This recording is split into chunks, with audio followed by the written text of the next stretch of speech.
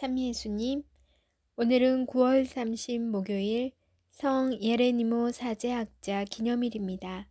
독서와 복음 말씀 봉독하도록 하겠습니다. 성부와 성자와 성령의 이름으로 아멘. 제일 독서입니다. 느헤미야기의 말세입니다. 그 무렵 온 백성이 일제히 물문 앞 광장에 모여 율법학자 에즈라에게 주님께서 이스라엘에게 명령하신 모세의 율법서를 가져오도록 청하였다. 에즈라 사제는 남자와 여자 그리고 말귀를 알아들을 수 있는 모든 이로 이루어진 회중 앞에 율법서를 가져왔다. 때는 일곱째 달 초하룻날이었다.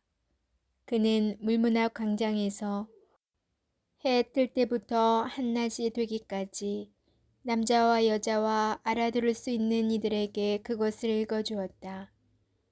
백성은 모두 율법서의 말씀에 귀를 기울였다. 율법학자 에즈라는 이 일에 쓰려고 만든 나무단 위에 섰다. 에즈라는 온 백성보다 높은 곳에 자리를 잡았으므로 그들이 모두 보는 앞에서 책을 폈다. 그가 책을 펴자 온 백성이 일어섰다. 에즈라가 위대하신 주 하느님을 찬양하자 온 백성은 손을 쳐들고 아멘, 아멘 하고 응답하였다. 그런 다음에 무릎을 꿇고 땅에 엎드려 주님께 경배하였다. 그러자 레위인들이 백성에게 율법을 가르쳐 주었다. 백성은 그대로 서 있었다. 그들은 그 책, 곧 하느님의 율법을 번역하고 설명하면서 읽어주었다. 그래서 백성은 읽어준 것을 알아들을 수 있었다. 느헤미야 총독과 율법학자며 사제인 에즈라와 백성을 가르치던 레위인들이 온 백성에게 타일렀다. 오늘은 주 예수님의 하느님께 거룩한 날이니 슬퍼하지도 울지도 마십시오. 율법의 말씀을 들으면서 온 백성이 울었기 때문이다. 에즈라가 다시 그들에게 말하였다. 가서 맛있는 음식을 먹고 단 술을 마시십시오. 오늘은 우리 주님께 거룩한 날이니 미처 마련하지 못한 이에게는 그의 몫을 보내주십시오. 주님께서 베푸시는 기쁨이 바로 여러분의 힘이니 서러워하지들 마십시오. 레위인들도 오늘은 거룩한 날이니 조용히 하고 서러워하지들 마십시오. 하며 온 백성을 진정시켰다. 온 백성은 자기들에게 선포된 말씀을 알아들었으므로 가서 먹고 마시고 몫을 나누어 보내며 크게 기뻐하였다. 주님의 말씀입니다. 하느님 감사합니다. 복음 말씀입니다. 루카가 전한 거룩한 복음입니다. 그때 주님께서는 다른 제자 72명을 지명하시어 몸소 가시려는 모든 고을과 고장으로 당신의 앞서 둘씩 보내시며 그들에게 말씀하셨다. 수확할 것은 많은데 일꾼은 적다. 그러니 수확할 밭의 주인님께 일꾼들을 보내주십사 하고 청하여라. 가거라. 나는 이제 양들을 이리떼 가운데로 보내는 것처럼 너희를 보낸다.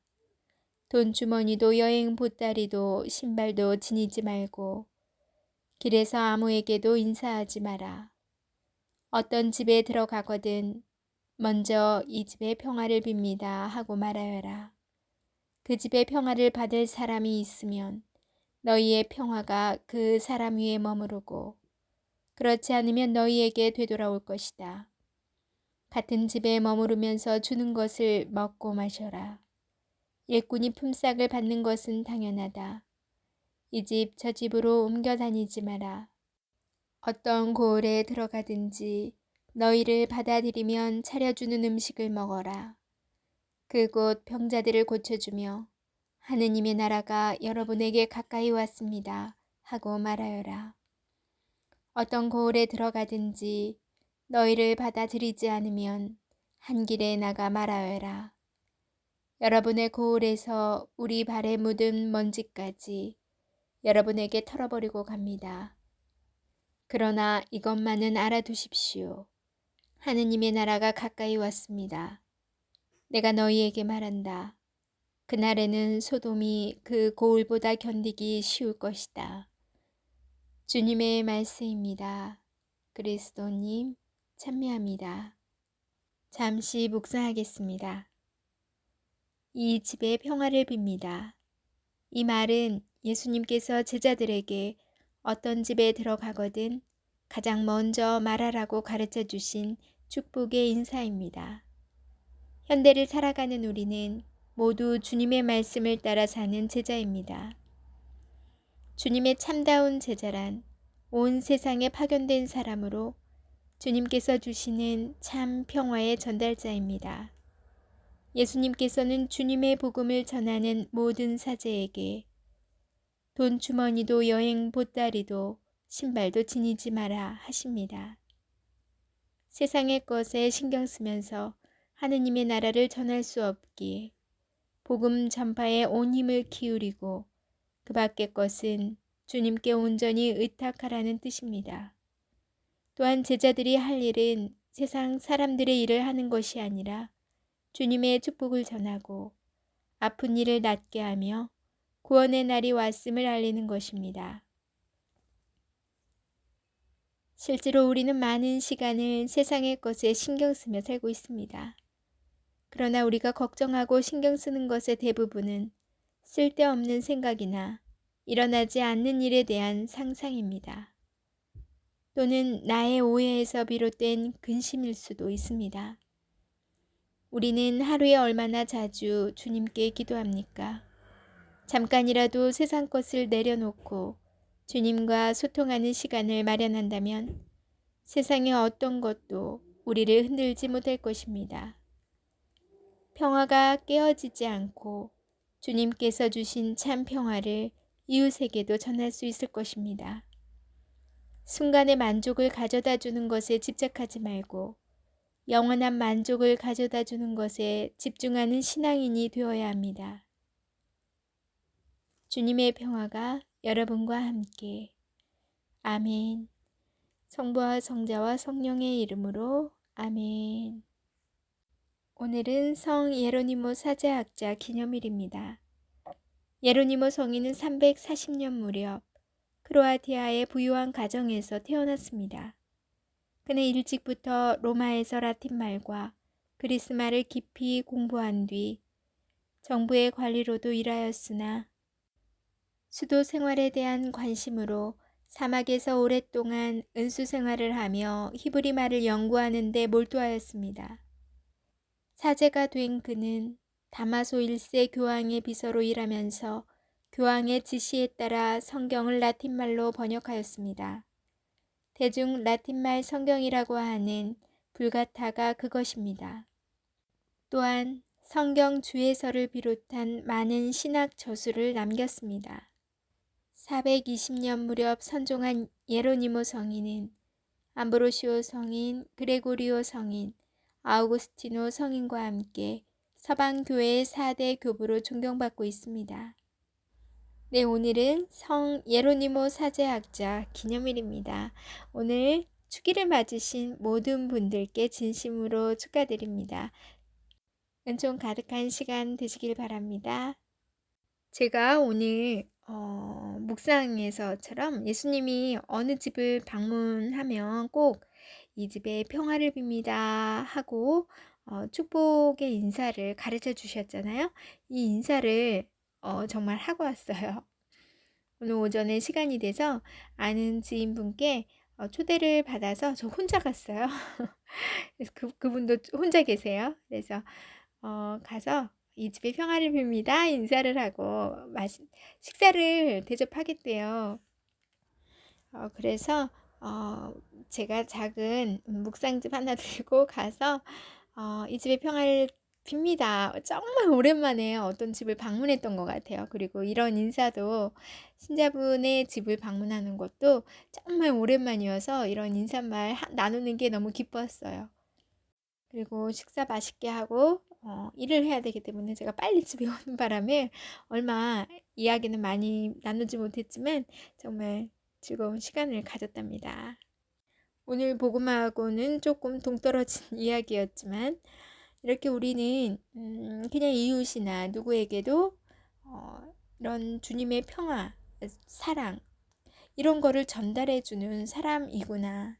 그리고 그렇게 해야겠구나. 또 한번 묵상을 하면서 느끼게 되었어요.